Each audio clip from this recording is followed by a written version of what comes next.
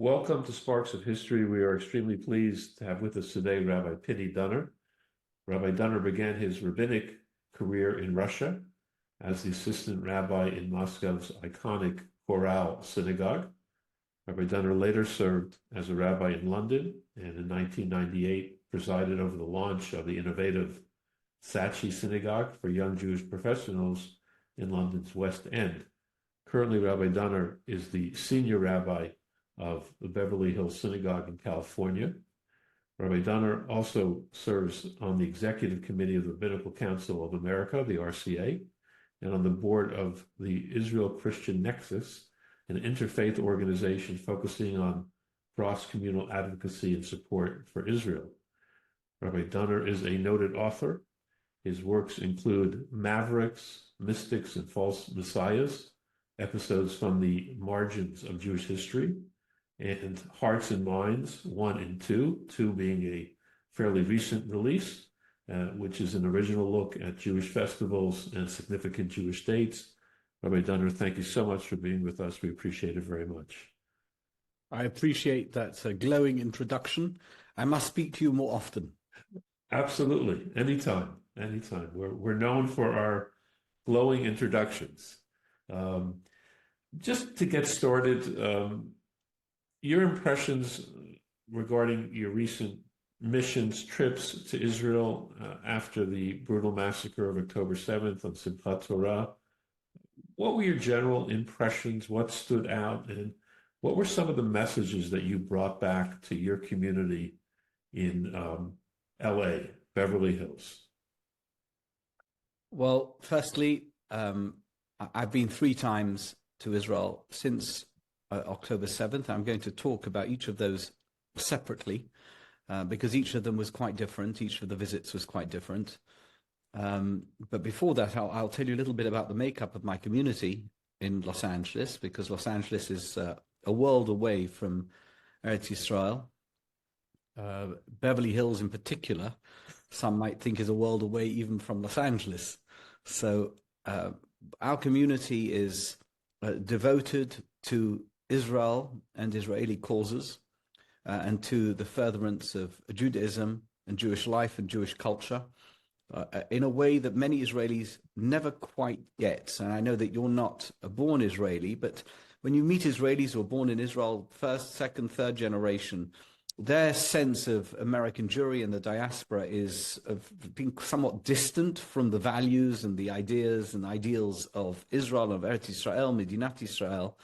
And they're always fascinated by the fact that people who live so far away from Israel make Israel such a central component of their lives.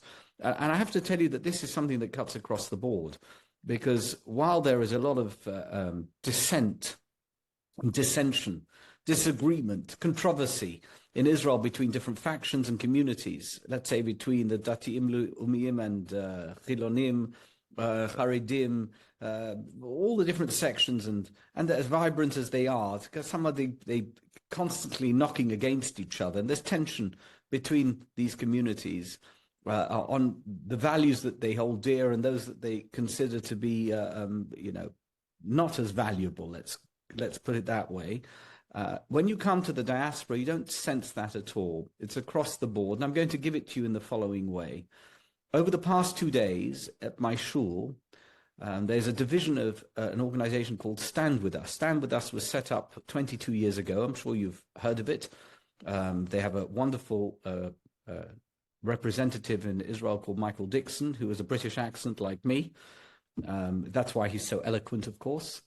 And Stand With Us, it was an organization that was set up as a result of the Intifada to fight anti-Semitism, particularly to give people tools to enable people to fight anti-Semitism at times when it exploded as a result of something that was going on in Israel, maybe a war, maybe an intifada, whatever it was.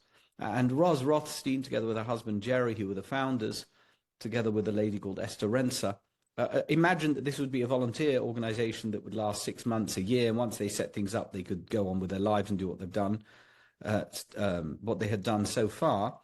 22 years later, they're still presiding over the same organization, and never has it been more needed than it has been since October 7th.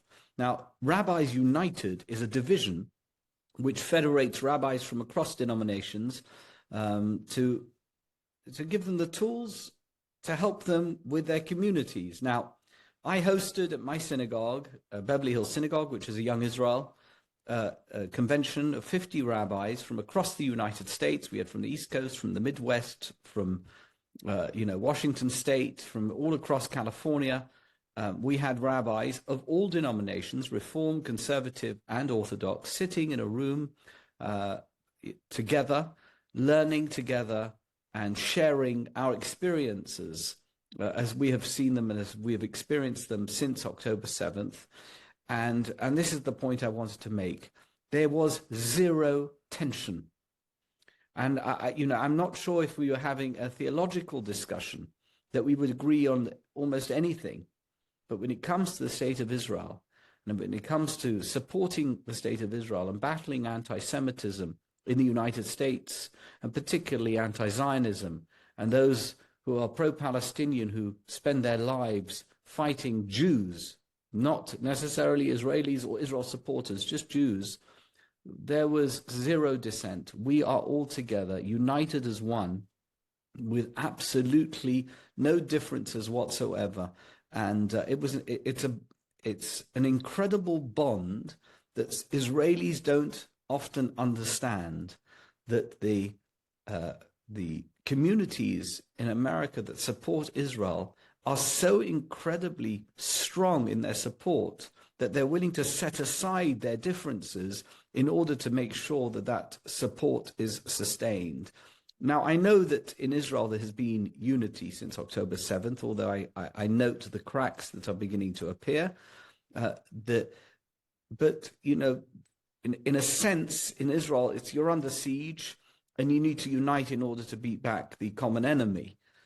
It's quite different in America because we're not under siege in quite the same way. And of course, there's been much more anti-Semitism, and online the battle rages. But there's no reason necessarily for us to join forces. We could do whatever we do in our own synagogues and communities without collaboration, but we feel that collaboration is important in and of itself. And we extend that. You mentioned in that glowing introduction, which we mentioned earlier, you mentioned that I am on the board of the Israel Christian Nexus. And so we stretch that collaboration not just to Jewish communities with whom we differ, but also into Christian communities with whom we share the bond of a love of Israel and a belief that the return of the Jewish diaspora to Israel was biblically foreseen and prophesied, and that we are there for a purpose because we live in a messianic era, and we are all looking forward to the Bias Goyel Tzedek Bimhera V'Yomeinu. That's what we're doing. Now, they may have another idea as to who that Messiah might be, but either way, we see Israel as the realization of prophecy. So that really is the backdrop to the various visits that I have had to Israel since October 7th. Now, I live in Los Angeles, which, just for those of you who don't know, who are watching this, I live in Los Angeles, which is a 14-hour flight from to get to Israel. 14 hours, which means if you leave, which is the flight leaves every day, the El Al flight leaves at 2 p.m., you arrive at 2 p.m. the following day, because it's also a 10-hour time difference. That's a full day travel. It's not easy. And yet the flights are packed every single day. There's a daily flight. There's almost never a seat available on those flights. And you could put probably... And the tickets are not inexpensive. And they are not inexpensive, as you so very delicately put it. They're not inexpensive. And they are full in all classes every single day. That is a testament to the love of Eretz Yisrael that is felt by American Jews and Christians, whose devotion to Israel and to its survival is unbreakable and unshakable. Before we get to the missions, Los Angeles, California has this reputation, obviously. It's a country It's a progressive liberal country unto its own. Well, How, it is a how country, it has I think, the fifth largest economy in the world. in the world? Just California, the state of California. Correct. So how has the Jewish community after October 7th dealt with um, the progressive liberal groups and elements, the allies of many in the Jewish community that might not be that supportive of Israel today? Has that tension has that come to the surface? It certainly has. I think that Northern California is very different than Southern California. So if you live in Oakland or San Francisco or any of the areas around Silicon Valley, I think the progressive elements there are much more vocal and aggressive in their progressiveness. And I think it's been very difficult for Jewish communities there who are lovers of Israel and supporters of the state of Israel to make their voices heard. In Southern California, it's not quite as bad. Yes, people are supporting. I mean, I'm going to turn it political, but I'm not saying this for political reasons. They are, it's a Democrat state, and Democrats generally lean in the direction of not being pro-Israel right now. I mean, not yet reflected entirely in their representatives in Congress, but who knows how that's going to unfold in the years ahead. But the grassroots in the Democratic Party is not supportive of Israel in the same way as the Republicans are. And it's a democratic state. Although, interestingly enough, I discovered this only 2 weeks ago, that California has the highest number of registered Republicans of any state in the country, which is interesting, isn't it? Considering that, there's a Republican has no chance here for high office. I mean, there's many districts which have Republican congressmen, but, the governor of California, it's almost impossible to conceive that the governor would ever be a Republican anymore. The last one was Arnold Schwarzenegger. I don't think that's going to happen again. And certainly the senators are never going to be Republicans. Another interesting factoid for you: the two most fascinating places to visit within the Los Angeles region, that means in Southern California, are the presidential libraries of Richard Nixon in Yorba Linda and the Reagan Library, which is in Calabasas. Both of them Republicans from California, so of a bygone age, and both of them very supportive of Israel. I mean, if not for Richard Nixon, I'm not sure that Israel would have survived the Yom Kippur War, and that was despite the advice or the machinations of Henry Kissinger, who was his Secretary of State. But for some reason, he had a fondness for Israel, and that began really the huge amounts of money and military aid that Israel has received ever since for more than 50 years. That began in the era of Richard Nixon. But to come back to your point, yes, we have encountered pushback, and in particular, I live in Beverly Hills and in the Hollywood area. And in Hollywood, there has not been broad support for Israel. But what's interesting is there hasn't been broad criticism of Israel either. Whereas in the past, we have seen, a lot of political statements from people in the showbiz industry. Now it's not been quite the same. And those who have spoken up have been washed up actors, Susan Sarandon, and there was another fellow, an actor who spoke up, John Cusack. They're not considered to be mainstream. They're certainly not A-listers anymore. The A-list celebrities have avoided making statements about Israel against or for since October 7th. So in a sense, we've been spared in Southern California from the worst excesses of the progressive campaign, which has been pro-Hamas and pro-terrorists, pro-Palestinian, pro-ceasefire now, whatever you're going to refer to it as. We've been spared. What is interesting is the reaction of the Jewish community to this progressive wokeism, because that is something that they weren't expecting. People have lost friends. It reminds me of the era of 2016-17 when Trump won the election, and it split families down the middle. Those who said, well, Trump's not that bad and he's pro-Israel and whatever it is, and those who were just horrified that somebody like Donald Trump could be the president of the United States. And there was this unbelievable divisions in families and in communities of those who supported Trump and those who hated Trump.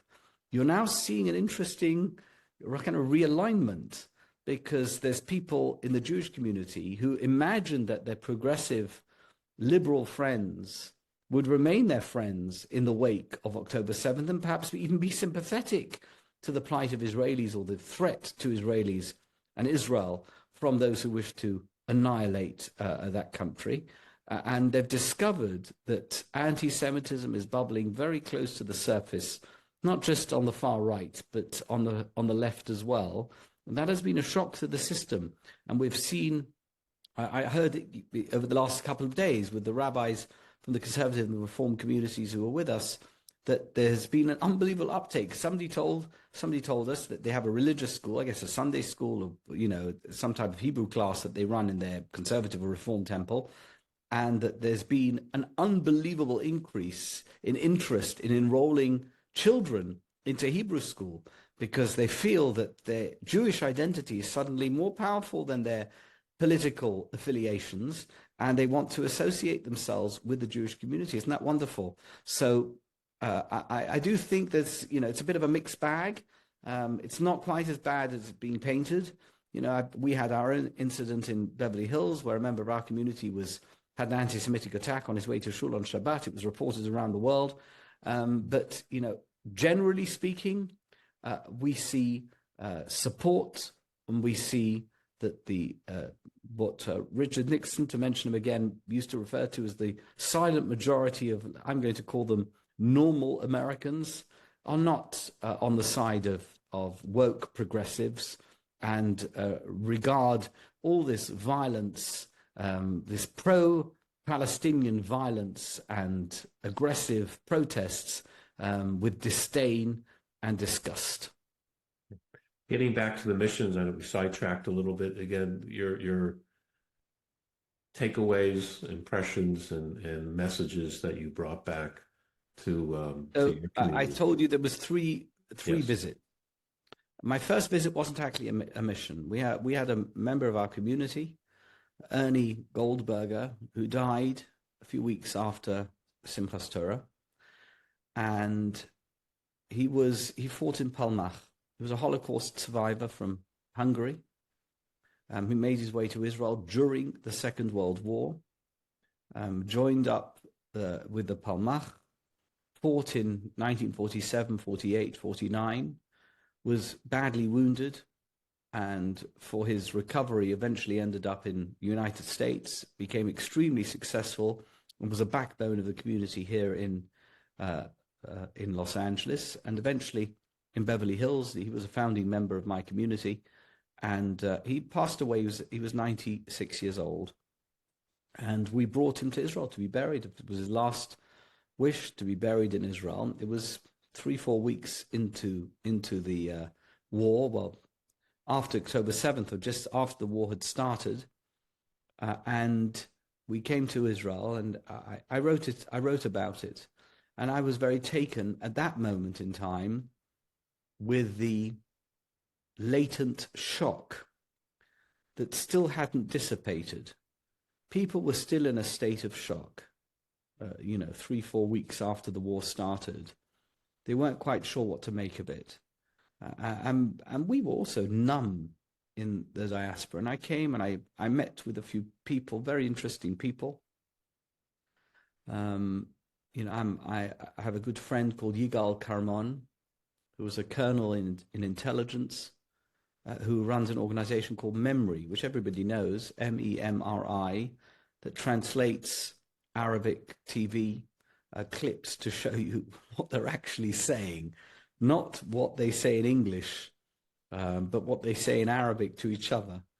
And I was discussing with him, I met him at that time and others, because we were all in a state of shock. How do we react to this,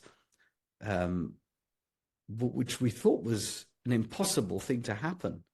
That Hamas, which is, as we had imagined, a ragtag bunch of, self-proclaimed freedom fighters stuck in Gaza behind an impregnable, impenetrable fence that was protecting Israel, and suddenly they did this terrible thing. How was it even possible? So at that stage, I found Israel not ready to really be what it needed to be. That was my sense, that people were still in such a state of shock.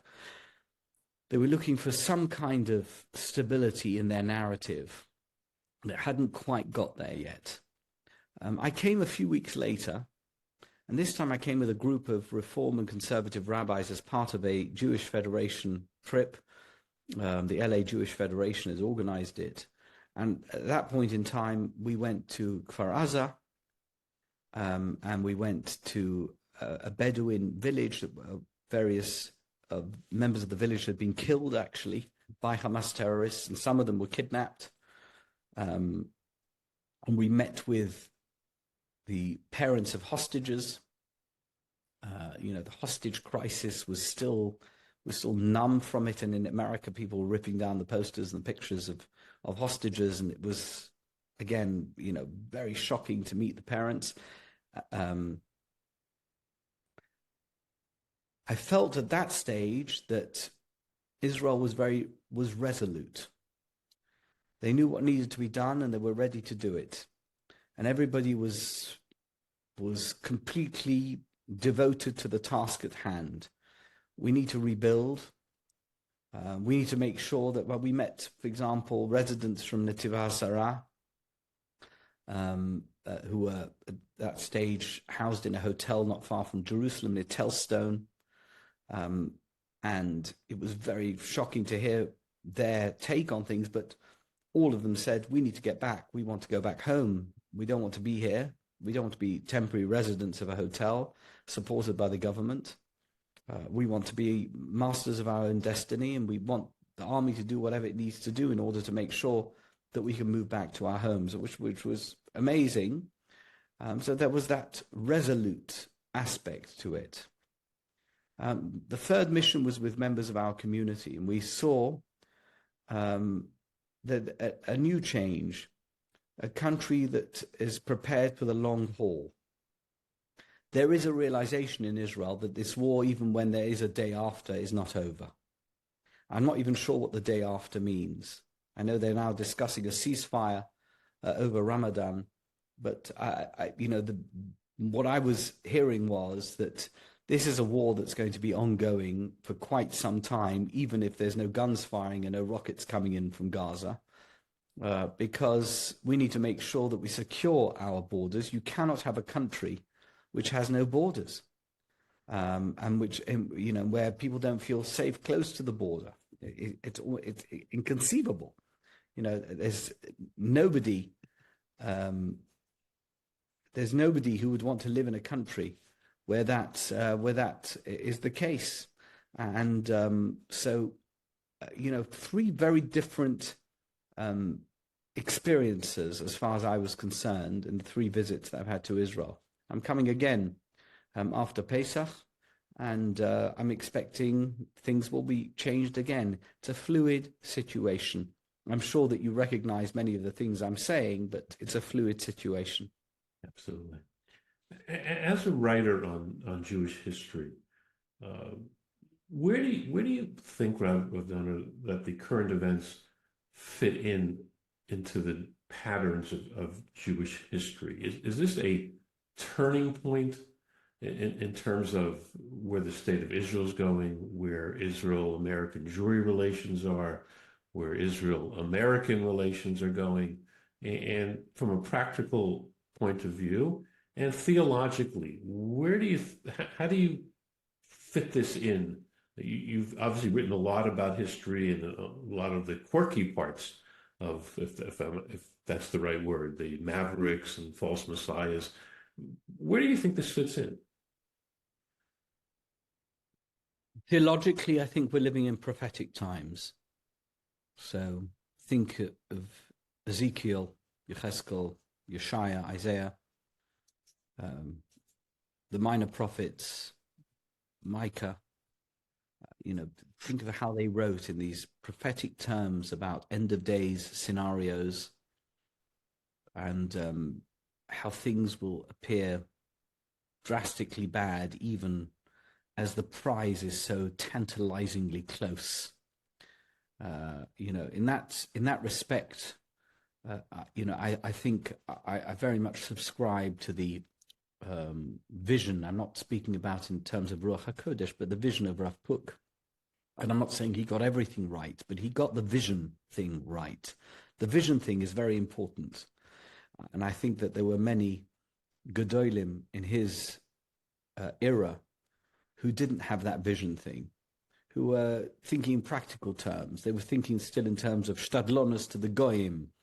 And, this is just another blip in history, and Zionists are just another enemy to overcome, and all of that type of thing. I think he saw things very much more broadly and understood that the Zionists, even if they didn't understand it themselves, were tools of God determining history.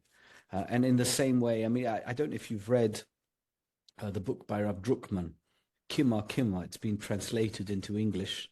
And he talks about all these biblical anti-heroes who seem, in a sense, to be dreadful people. King Achov, dreadful person. And yet he presided over incredible successes. God was on his side. And he had no sense of it, perhaps, himself. And he was evil in many respects. And at the same time, he was an instrument of God's will. And I think that that's what we're witnessing today, and I'm speaking in theological terms, we're seeing that those who created Israel and those who run Israel are instruments of God's will, because never has there been more Jewish spirit, more enthusiasm for our destiny as Jews, and more hope for the future. And I know that the national anthem of Israel is Hatikva, but putting that aside, I don't want to turn it into something political.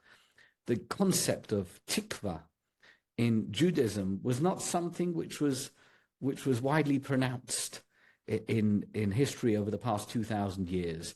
We always spoke about survival. How are we going to get through the next generation? How are we going to make sure that there's no pogroms? That's the way we looked at things. Yes, and now we're still facing pogroms, but we don't think in terms of protecting ourselves from the next pogrom. We see this as a grand project. The state of Israel, the land of Israel, is not some, community. It's not Krakow or Casablanca. It is Jerusalem. It is Hebron. It's Tiberia. It's all the great sites of biblical history that we now preside over. And it's our responsibility to make sure that we are, preparing the pathway for Eliyahu Hanavi and for Mashiach. And we see it right there in front of us. And by the way, that's when I speak to my Christian friends, the lovers of Israel, they see it so much more clearly than we do. And we must break out of our little, what we consider to be existential crisis. How are we going to deal with the next 6 months? No, it's not about the next 6 months. It's about the next epoch, because these are epoch-breaking times. So who are our prophets today? Who are our prophets today? Who are our prophets today? Where are the prophets going to come from? Or is it that the events are so prophetic? I think I think the events are prophetic. I think the events are so profound and so obviously God-driven. The idea that the Jewish people would be in control of their land, of their country, and even the incredible opposition to that. Think about the fact that we are accused of being colonizers in our own land. How ridiculous. It's bizarre. Why would Jewish people, if you do any archaeology in the land of Israel, now I'm a student of history, I have a history degree, there's no archaeologist who will find any Arabic inscriptions in the land of Israel beyond 1,000 years ago. And yet Hebrew inscriptions from 2,500 years ago, just have to go to the archaeological digs around Jerusalem. It's just so obvious that our association with this land, that we are the indigenous nation of the land of Israel. Who can argue with that? And yet we are accused of being colonialists. So the nature of that is such that we have to see that this is Satan. This is Satan's work. This is the devil at play. That people who accuse us of being colonizers are agents of Satan and trying to distract us from the truth or to make us unsure of ourselves. So the opposition is a theological proof for what you're saying, Rabbi Dunner. I mean, the opposition is a proof. It's a correct. It's a davar v'hikul cho. It's a thing in its opposite. There is this vehement, aggressive opposition to Jews being in Israel means that we are the agents of God. We have to understand that, and we must never shy away from it. We must be proud of it and stand up and say it openly in every forum and with great pride and with great confidence. Our place, the land, the country where we belong, where we have always belonged, is the land of Israel. We've never belonged anywhere else. When we lived in Poland, we were outsiders. When we lived in Germany, even when we were deeply embedded in German culture, so that we were the poets and that we were the politicians and we were drivers of who knows what, we were never part of Germany. We're not part of the United States. I'm a US citizen. I'm a citizen of the UK. I am an Ezrach of the land of Israel. I don't have an Israeli passport, but I know where my place is. I belong in the land of Israel, and the land of Israel belongs to me. History has proven it time after time. My father would tell me, my late father, Zichrono Livracha, would tell me that when he was a kid in school in London, and anti-Semites would attack them on their way home from school, they would say, go back to Palestine. Not go to Palestine, go back to Palestine. That is your country. What are you doing here in England? You don't belong here. Now we're being told to leave Palestine because we reclaimed the land that was ours. Now, there were people living there. There were inhabitants. They were squatters. It didn't belong to them, but they've been squatters there for hundreds of years, however long they've been there. I'm sure there's greater experts than me that can speak to that particular fact. But they were squatters. They belong there as long as they accept that the indigenous people of the land of Israel are the Israelites, as we were referred to for centuries. That's how we were referred to by the Catholic Church, as Israelites, because that's where we belong. So I see this as an existential trial, an existential struggle between the forces of good and the forces of evil. Prof. Dunner, does the work that you've been doing with Christian groups extend today or could be extended to Muslim groups? Is the Abrahamic Accord a paradigm for that? Or do you see it's not so simple if you look perhaps at Qatar and what they're doing, trying to be a part of the Western alliance, but at the same time supporting terrorism? Where do you see all this fitting in with the Islamic groups? So I don't think it's a complicated question or even a complicated answer. Okay. For centuries, Christians were vehemently opposed to Jews and hated them and would do anything they could to kill them, eliminate them, humiliate them, persecute them, that was a central theme of the Christian faith. I don't think, I could be wrong. I just simply don't know if I'm wrong, but it's certainly not, if I don't know it, it's not widely known. I'm not aware of any Christian who would kill for their faith today as part of a movement. There may be individual, people with mental health issues, but as a faith, Christianity has become much more benign. Now, that doesn't mean there aren't Christian anti-Semites. There's people who really, in the Christian faith, who really despise Jews and Judaism, and particularly within the Catholic faith, but it's not just, it's exclusive to Catholics. But I don't believe that they would do anything about it. They're not forming terrorist groups that are seeking out Jews to destroy them. Okay, so I think that that's very clear. In addition to which, there has been a realization among many Christians that their persecution and hatred of Jews was just a wrong move, because we share many values and we share many ideals. And in essence, we are all hoping for the same thing, which is a messianic era in which humanity can live at peace with each other and with great faith in God. We share the same hopes for humanity with Christianity in that sense.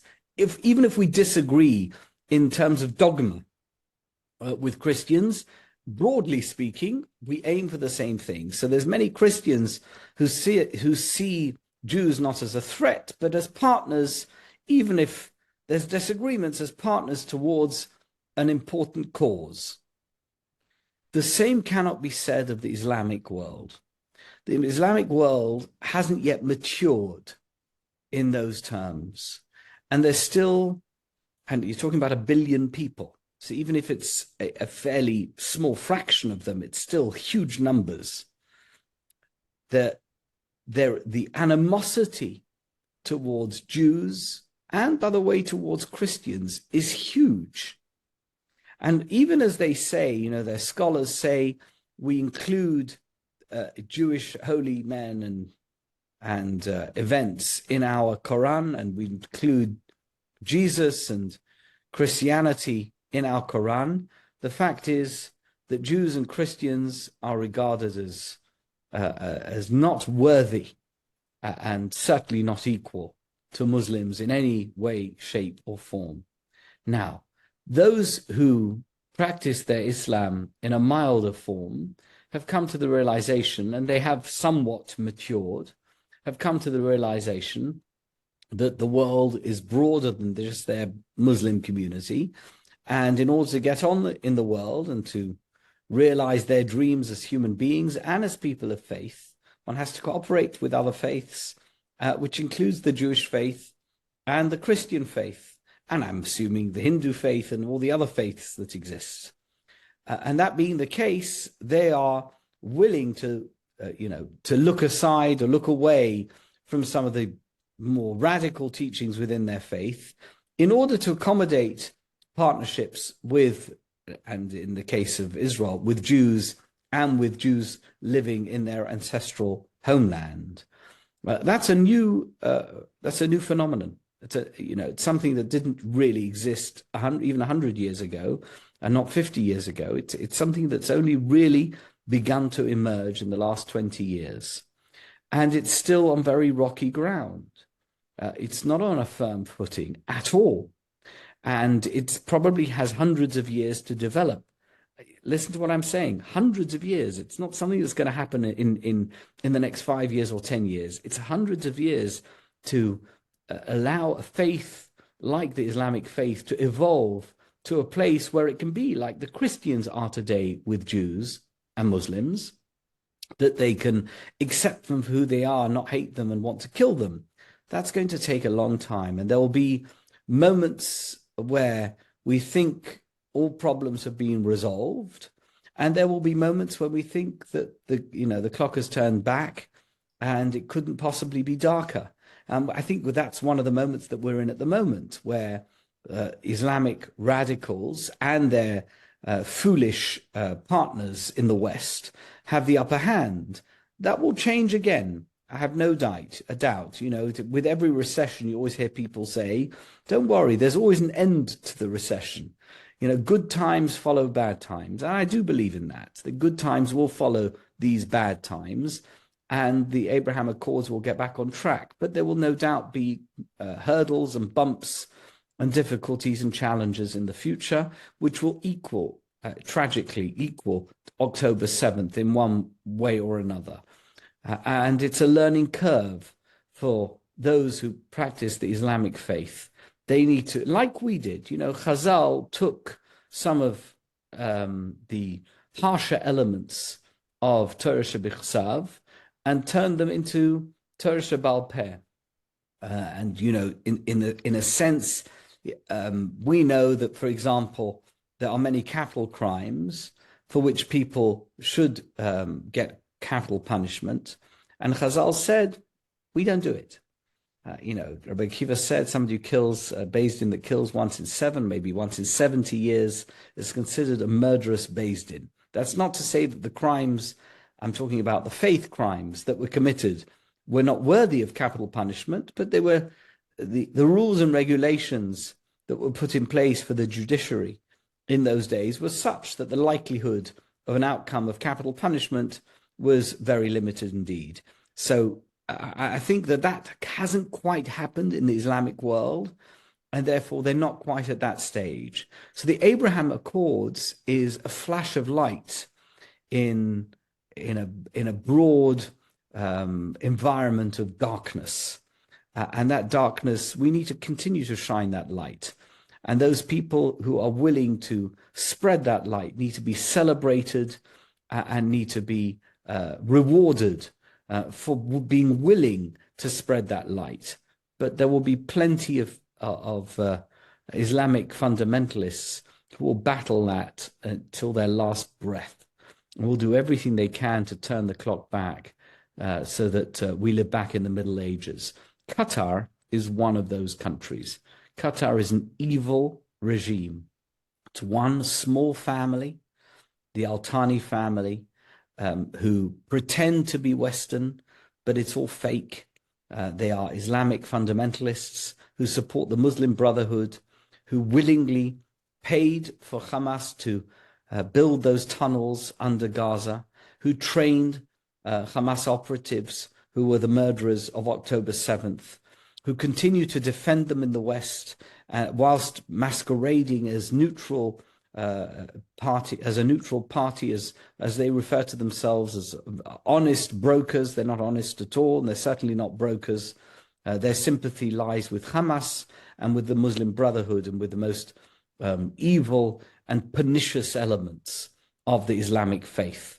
So Qatar is a good example of a wolf in sheep's clothing, and we must be very cautious about doing anything alongside them or with them until they have, changed their narrative from the one that they are marching to right now.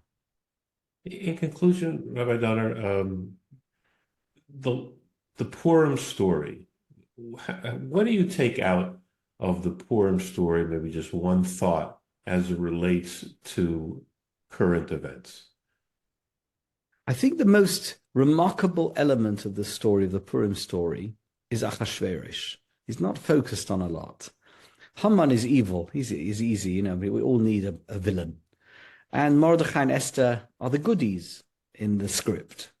Achashverosh is an interesting person because at one point in the story he is the evil villain in cahoots with Haman. And later on he becomes the sponsor of Mordechai. He's married to Esther. He has his motivations, which are not necessarily pure, but he becomes a hero because he enables the Jewish people to survive. And in fact, we know that ultimately the descendants of Mordechai and Esther were the ones who moved to Eretz Yisrael with Ezra and Nehemiah and rebuilt the Promised Land. So I think that we must look at some of our enemies in a different way. They could be Achashverosh. Right now, they are our enemies, and we can't see any good in them because they are in cahoots with the most evil elements of the world has to offer. But in the future, they could be our partners in a path towards peace and prosperity and a world that's a much more a tolerant place. So we don't know who those Achashveroshs are, but they're there, and we must look for them. And when we find them, we must walk in lockstep with them, so that we can ensure that the world in the future will indeed be a better place. Okay. On that note, thank you so much, Rabbi Dunner, for your inspiring words and for all of the work that you do on behalf of the Jewish people in Israel. And you should continue to go from chayil to chayil, from strength to strength. Thank you so much. I appreciate what you're doing, Ari, and I do hope that all your listeners, your viewers, will enjoy our little chat. And I wish them all a Purim Sameach. And Mitzvah Hashem, we should all be zeicha to the Geula Shalema Bimhera V'Yameinu. Amen. Thank you.